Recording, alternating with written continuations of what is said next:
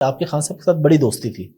لیکن جب وہ حکومت میں آئے ہیں تو تنقید بھی آپ نے سب سے زیادہ کی، حالانکہ ان کا آپ کے گھر آنا جانا بڑی یاری دوستی، تو بندہ یاری دوستی میں کہتا ہے چلو یار خیر ہے کوئی ہاتھ ہولا رکھیں، لیکن آپ نے ہاتھ ہولا نہیں اچھا رکھا۔ میں آپ کو بڑی دلچسپ بات سناتا ہوں،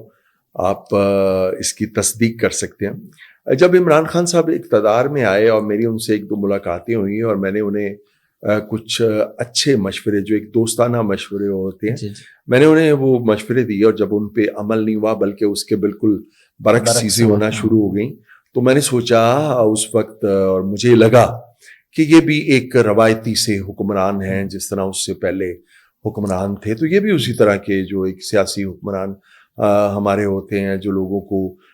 جھوٹی امیدیں دلاتے ہیں اور جھوٹے نعرے اور اس طرح کی چیزیں۔ جب میرا یہ احساس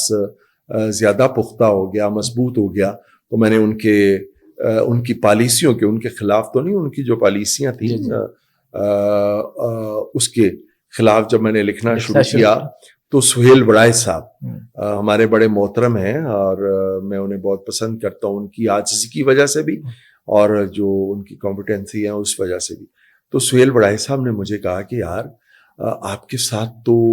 عمران خان کی اتنی دوستی ہے، اور اتنا آپ کے گھر بھی آتے ہیں، اور وہ آپ کی بیٹی کی شادی پہ بھی آئے، تو کم از کم ایک سال تو دیکھیں۔ آپ فوراً ہی ان پہ تنقید شروع ہو گئے۔ بلکہ یہاں میں چاہوں گا ہم یہ بات بھی کر لیں کہ ایز اے پرائم منسٹر وہ ایک یا دو ایونٹس پہ گئے شادی پہ، ان میں ایک آپ کی بیٹی کی شادی تھی۔ یہ ان کی، میں سمجھتا ہوں اتنا گہرا تعلق بیٹی کی شادی پہ نہیں،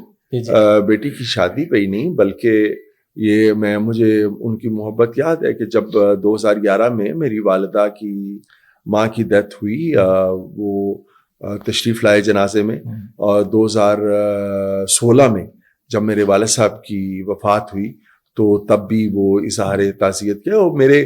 دکھ سکھ میں حالانکہ وہ بہت کم جاتے ہیں، وہ اپنے ان کا فطری طور پہ مزاج نہیں ہے ان کا ایسا کہ وہ لوگوں کے دکھوں اور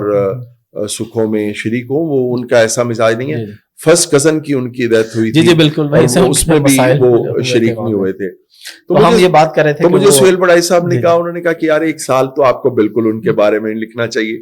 سو میں نے ایک سال پھر سفر نامے لکھے، کبھی یورپ کا سفر نامہ، کبھی غیر سیاسی، میں نے ایک سال کالم لکھے۔ ایک سال کے بعد میں نے پھر سہیل بڑائی صاحب سے کہا، میں نے کہا جی ایک سال گزر گیا اور صورتحال بد سے بدترین ہوتی جا رہی ہے، اور ہماری جو تبدیلی ہے اور جو نیا پاکستان بنانے کا ایک جو خواب دکھایا تھا وہ تو مجھے پورا ہوتا ہوا نظر نہیں آتا، تو اب میرے لیے کیا حکم ہے؟ انہوں نے کہا اب آپ آزاد ہیں، ٹھیک ہے، اب آپ جو مرضی کریں، اب آپ آزاد ہیں۔ تو اس کے بعد پھر لکھا، اور وہ اس بات کو محسوس بھی کرتے تھے، ادروائز تو وہ پرواہ نہیں کرتے تھے، جو ان کے خلاف لکھا جا رہا تھا وہ پرواہ، لیکن مجھے وہ کہتے تھے کہ جب تم میرے سے بات کر سکتے ہو، جب تم میرے سے بات، تو تم لکھتے کیوں؟ تم میرے سے بات کرو۔ میں ان سے یہ کہتا تھا کہ جب آپ سے بات کرنے کا کوئی اثر نہیں ہوتا تو پھر مجھے بھی تو لوگوں کو بتانا ہے نا کہ یار میری ایک آزادانہ ایک حیثیت ہے، ایک قلمکار کے طور پہ، جو ایک ہم نے آپ کے ساتھ ایک جدوجہد کی ہے۔ تو میں نے کہا وہ اس کا نہیں، تو وہ مجھے کہتے تھے کہ آپ میری ٹیم میں آؤ، میری ٹیم کا حصہ بنے۔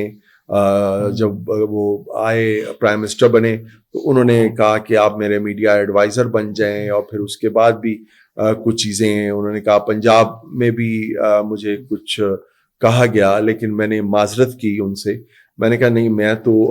جو کام کر سکتا ہوں وہ یہ ہے کہ یا میں پڑھا سکتا ہوں یا میں لکھ سکتا ہوں، تو اس کے علاوہ تو مجھے کوئی کام کرنا نہیں آتا۔ یا محبت کر سکتے ہیں لوگوں کے ساتھ، یا لوگوں کا ادب کر سکتے ہیں، عزت کر سکتے ہیں۔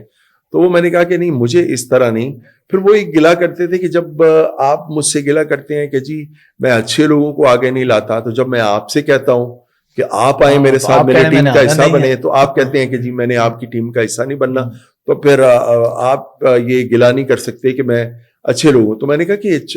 اس پورے معاشرے میں صرف میں ہی اچھا نہیں ہوں، میرے شعبے میں بھی بہت سارے اچھے لوگ ہیں، آپ انہیں اپنی ٹیم کا حصہ بنائیں۔ میری اہلیت نہیں ہے اتنی، میں چونکہ آپ کے ساتھ ایک یہ تاثر جڑا ہوا ہے کہ آپ ہر کام میرٹ پہ کریں گے، تو میرا یہ میرٹ نہیں بنتا آپ کے میڈیا ایڈوائزر ہونے کا, یا میرا یہ میرٹ نہیں بنتا کہ میں کویت میں پاکستان کا سفیر بن جاؤں یا کسی اور ملک میں پاکستان کا سفیر بن جاؤں. ان کی خواہش تھی کہ جس طرح عطاء اللہ قاسمی صاحب کو ناروے میں اور تھائی لینڈ میں نواز شریف صاحب نے بنایا تھا سفیر, تو وہ یہ چاہ رہے تھے, عطاء اللہ قاسمی صاحب بھی پڑھاتے تھے ایم یو کالج میں, تو وہ یہ چاہ رہے تھے کہ میں بھی اس طرح. تو میں نے کہا یہ میرا میرٹ نہیں بنتا, مجھے تو پتہ ہی نہیں سفارتکاری کیا ہوتی ہے, تو میں فقیر ہی ٹھیک ہوں, میں سفیر بن کے جو ہے میں نے کیا کرنا ہے. تو بہرحال یہ سلسلہ پھر جاری رہا. لیکن ایک بات ضرور ہے, وہ مجھے کہتے تھے کچھ لوگوں کے نام لے کے, کچھ صحافیوں کے نام لے کے, وہ کہتے تھے کہ مجھے پتہ ہے کہ یہ بد نیت لوگ ہیں اور یہ کسی نہ کسی ایجنڈے پہ ہیں, اور یہ میرے جو سیاسی مخالفین ہیں یہ ان کے پے رول پہ ہیں, ان کے ایجنڈے پہ. لیکن وہ مجھے یہ کہتے تھے کہ کبھی بھی آپ کے بارے میں مجھے یہ شک نہیں ہوا کہ تم بد نیت ہو, یا تم کسی کے پے رول پہ ہو, یا تم کسی ایجنڈے پہ ہو. تو کہتے تھے کہ مجھے اکثر جب تمہارے کالموں کے بارے میں مجھے بتاتے ہیں میرے ہی پی ٹی آئی کے لوگ کہ توفیق بٹ نے یہ لکھا ہے, خلاف لکھا ہے آپ کے, تو میں ان سے کہتا ہوں یار 24 سال اس نے حق میں بھی تو لکھا ہے نا, تو اب اگر وہ خلاف لکھ رہا ہے تو کوئی نہیں, اس کو لکھنے دیں, چلتا رہتا ہے یہ سلسلہ.